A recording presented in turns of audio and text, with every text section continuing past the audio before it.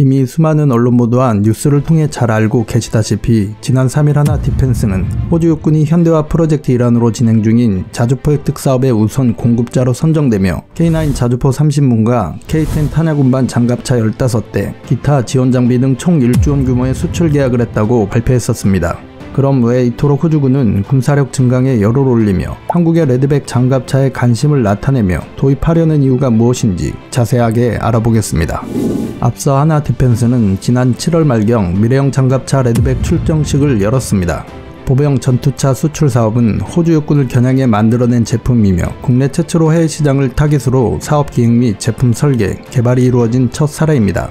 이처럼 전 세계에서 유례를 찾아보기 힘들 정도로 단기간 내 자국의 군사무기를 독자 개발해서 지속 발전시킨 나라가 바로 대한민국입니다. 우리나라뿐만 아니라 전 세계 사람들에게 한국의 기관 무기 체계 중 가장 뛰어난 전투 차량을 꼽으라면 아마도 K9 자주포와 K2 흡표 전차를 꼽을 것입니다. 그만큼 성능과 가격 측면에서는 이미 세계에서 인정받은 만큼 가성비가 뛰어나다는 평가를 받고 있는 것은 사실입니다.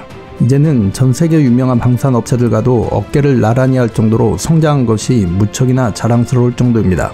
이처럼 한국의 레드백 장갑차는 호주의 강인함을 상징하고자 호주에 서식하고 있는 독거미의 이름에서 따왔을 만큼 수주전의 총력을 다하고 있는 상황입니다.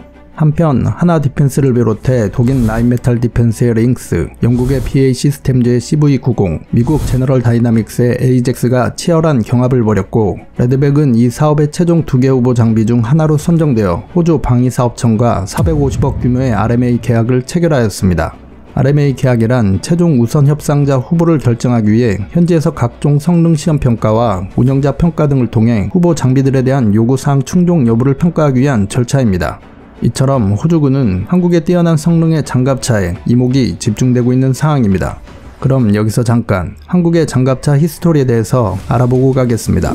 장갑차는 크게 보병 수송 차량과 보병 전투차로 나누어지는데 현재 추세는 보병 지원화력을 갖추고 병력이 탑승한 상태에서도 전투가 가능한 보병 전투차가 대세입니다. 보병부대의 다재다능한 존재인 장갑차가 처음 등장한 것은 2차 세계대전 당시였습니다. 도보행군에 지친 연합군이나 독일군 보병들에게 기동성과 경화기 방어 능력을 갖춘 장갑차는 적으로부터 아군을 보호해주는 든든한 방패 역할을 하며 큰 사랑을 받았습니다. 그중 대표적 모델이 전장의 택시라고 불리기도 한 미국의 M113이라는 모델입니다. M113은 1960년에 실전 배치된 이래 지난 60년간 미 육군을 통해 30개국 이상에서 8만여 대 이상이 생산되어 지금도 현역에 남아있는 장갑차계의 베스트셀러입니다. 초기에 장갑차의 역할은 대부분 분대 또는 소대 단위의 병력 수송용이었으나 지금은 종전의 병력 수송용 장갑차 개념에서 탈피하여 기관포와 중기관 총 등의 경화기 장착으로 화력 지원과 자체 방어, 관측 및 교육 등의 수행 능력을 갖춘 보병 전투 장갑차가 등장하게 되었습니다. 2차 세계대전 당시 등장했던 장갑차는 이후 지상전에서 빼놓을 수 없는 무기체계이며 한국은 1960년대 베트남 전쟁에 참전하면서 미국으로부터 받은 M113 장갑차를 1970년대부터 기계화 보병 사단 및 기갑여단 기갑포병대대에 편제되어 운영해 왔습니다.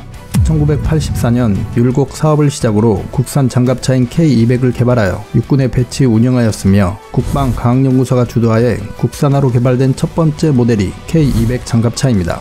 병력이 하차하지 않고 탑승한 상태에서 기동하면서 개인화기 사격이 가능한 총 암구를 설치하는 등 초기 보병 탑승 전투 차량 형태를 갖추었으나 탑재된 무장 체계가 약해 병력 수송 장갑차에 가까웠습니다. 하지만 저렴한 생산 단가와 다기능을 갖추고 있어 1984년부터 육군 전방부대에 배치되기 시작한 이래 약 2,500대 이상이 생산되었으나 K200 장갑차는 단순 병력 수송용 장갑차로 화력 및 방호력, 야지기동력, 생존성 등 주요 성능이 북한의 M1973 BMP-2 장갑차에 비해 월등하지 않았으며 탑승 전투도 어려웠습니다. 또한 미래 주력 전차인 K1A1 및 K2 전차와의 성능 차이로 전술적 운영이 어려웠고 K200 장갑차는 20년 이상 운영돼 수명주기도 도래하고 있었습니다. 따라서 기계화 부대의 전투력을 극대화하기 위해서는 새로운 개념의 보병 전투 장갑차 개발이 시급했던 것입니다. K21 보병 전투 장갑차 연구 개발은 우리 군이 보유 중인 K200과 그 계열 장갑차의 한계 수명 도래에 대비하고 미래 전장 환경에서 예상되는 위협에 대응하기 위해 반드시 필요한 사업입니다.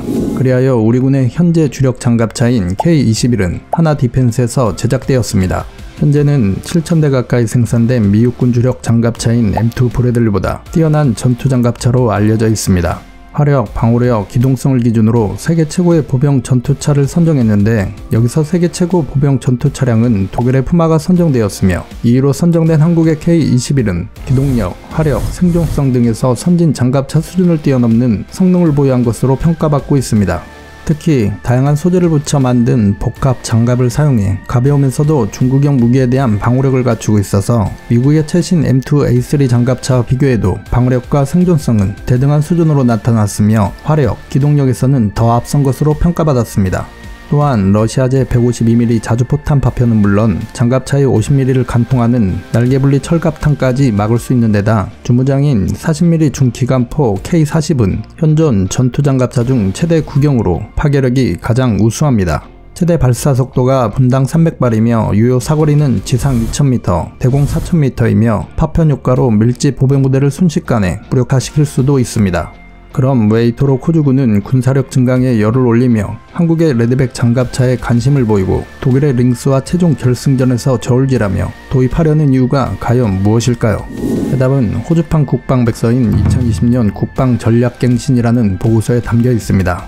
호주는 중국을 사실상의 잠재적국으로 간주하는 표현이 들어있는데요.